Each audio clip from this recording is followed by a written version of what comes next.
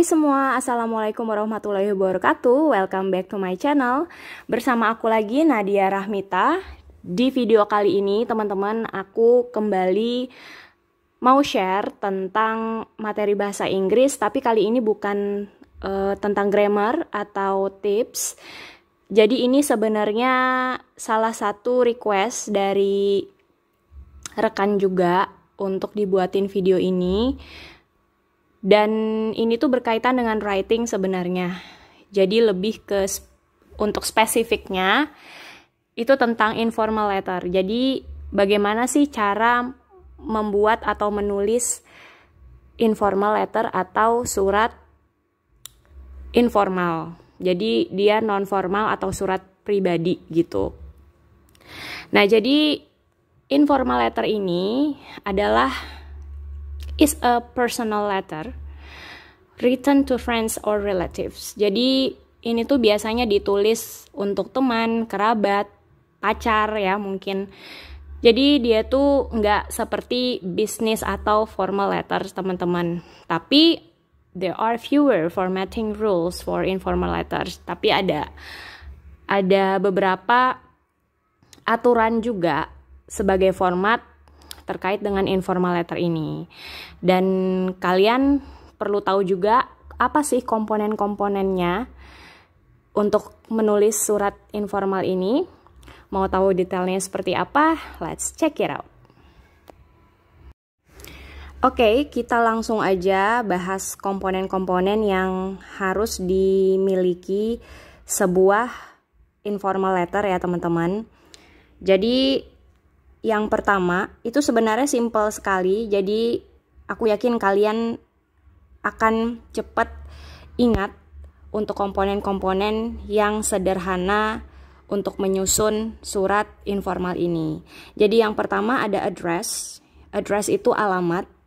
Dia biasanya diletakkan di left hand, ya, left hand side of the page at the very top. Jadi dia di kiri, di sisi kiri atas, jadi paling atas gitu, dan alamatnya harus komplit dan akurat biar si penerima surat itu bisa bales letter kita, surat kita ya.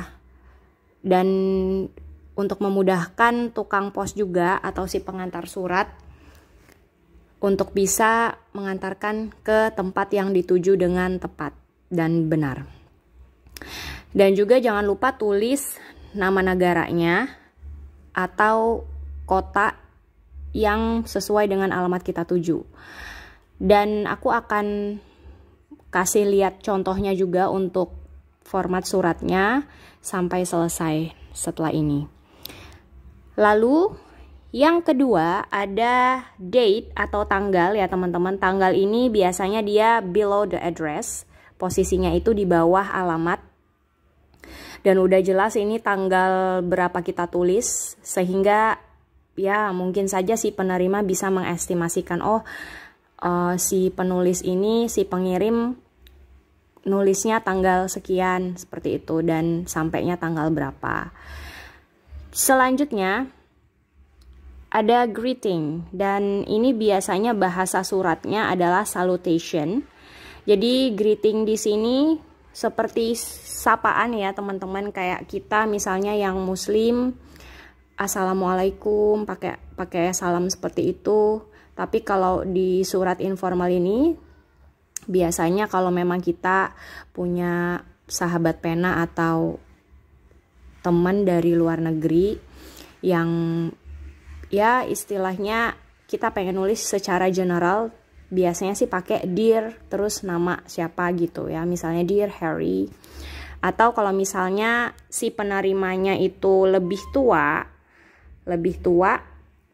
biasanya kita pakai Mr. atau Mrs. seperti itu ya teman-teman. Lalu ada juga introduction of paragraph. Jadi paragraf awal itu seperti pembuka ya teman-teman. Jadi biasanya isinya itu bagaimana cara kita menyapa juga ya, menanyakan kabar juga. Selanjutnya ada body of letter. Jadi ini adalah isi dari surat biasanya, dan ini diharapkan friendly tone ya. Maksudnya itu ya yang ringan-ringan aja, santai bahasanya. Biasanya sih cerita tentang keseharian kita seperti itu. Nah, nanti aku kasih lihat contohnya ya teman-teman biar bisa lebih paham. Yang selanjutnya adalah closing. Nah, closing ini kalimat penutup atau paragraf penutup ya. Biasanya singkat aja dan tidak bertele-tele. Jadi memang ini adalah karakteristik dari informal letter yang berbahasa Inggris. Ya, sedikit berbeda dengan bahasa Indonesia. Dan yang terakhir adalah sign atau signature. Jadi kalau di bahasa Indonesia itu kan biasanya tanda tangan gitu ya, kayak paraf gitu. Tapi biasanya sih kalau untuk informal letter yang berbahasa Inggris ini biasanya kayak kata-kata terakhir yang with love gitu-gitu teman-teman, atau best regard. Terus di bawahnya lagi itu nama kita, misalnya nama depan sama nama belakang gitu. Oke, teman-teman, di sini kalian bisa lihat aku cantumin contoh. Jadi ini aku sengaja untuk potong per part ya teman-teman, biar kalian nggak bingung. Karena untuk kejelasan juga tulisannya. Jadi kalian bisa lihat di sini ada alamat di situ di kiri pojok paling atas, 26 atau 26 4th Avenue, 3rd Cross Road, New York 88 USA. Nah, jadi ini adalah alamat di biasanya yang di luar negeri ya. Aku ambil contoh misalnya di USA. Di sini alamatnya itu biasanya seperti ini dan lengkap, ada nomornya. Terus di misalnya kayak 4th Avenue itu 26 ada ya, mungkin semacam kalau di Indonesia itu blok gitu ya, blok, gang, terus juga kecamatan, kelurahan, dan segala macam. Tapi kalau di sana kan nggak ada ya teman-teman, jadi dia biasanya kayak langsung nomor gitu. Selanjutnya ada tanggal. Jadi tanggal di sini 18 Oktober 2020. Jadi 18 Oktober 2020, dan ini kenapa ada TH di sini. Jadi ini perbedaan antara cardinal and ordinal number ya teman-teman. Jadi biasanya tanggal itu ditulis seperti ini. Artinya seperti angka tingkatan itu yang aku juga udah pernah bahas sebelumnya di video aku. Terus ini ada greeting atau salutation. Jadi salutation di sini ada aku tulis Dear Arsya seperti itu ya. Jadi ini sangat general. Jadi benar-benar umum ya seperti ini. Baik itu buat teman, buat sepupu atau keluarga kita, biasanya pakainya dear, kata-kata dear ini. Lalu ada introduction paragraph, kalimat pembuka gitu. Dia menanyakan kabar ya. Kayak how are you doing, how is the weather there, menanyakan cuaca, biasanya sih gitu teman-teman. Mereka untuk budaya mereka tuh biasanya nanyain kabar dulu dan gimana sih cuaca di tempat kamu, seperti itu. Atau ada kabar apa gitu ya. And juga ditambah dengan harapan kita misalnya semoga baik-baik aja gitu, dan memberitahu juga kalau kita di sini baik-baik aja gitu biasanya. Selanjutnya kita masuk ke body of the letter. Jadi ini adalah konten atau isi daripada surat, yang mana biasanya ini mendeskripsikan atau menuliskan tentang apapun ya. Di sini bebas aja karena ini kan informal letter, jadi memang tergantung dari masing-masing individu, maksud dan tujuan dia menulis surat kepada temannya apa. Kalau di sini dia semacam menjelaskan tentang sekolah barunya. Jadi seperti boarding school atau asrama seperti itu, dan dia menceritakan di dalamnya seperti apa, suasananya bagaimana, teman-temannya seperti apa, lalu bangunannya seperti apa. Jadi ini benar-benar lumayan spesifik ya penjelasannya, termasuk dia menceritakan gurunya di sana seperti apa, dan dia pun juga berusaha untuk membuat si pembaca ini menjadi happy gitu dengan memberikan kabar yang positif dari si sender gitu. Nah, jadi terserah ya teman-teman, apapun yang mau kalian tulis, biasanya memang seputar kesibukan kalian yang sekarang, yang terkini, update news gitu ya. Misalnya kalian kerja di mana, suasananya seperti apa, lingkungan rumah yang kalian tinggal seperti apa, cuaca di sana seperti apa. Jadi biasanya hal-hal yang seperti itu, atau mungkin curcol atau sharing tentang sesuatu juga bisa ya. Lalu ada juga closing. Nah, closing di sini di paragraf kedua, teman-teman bisa dilihat ya.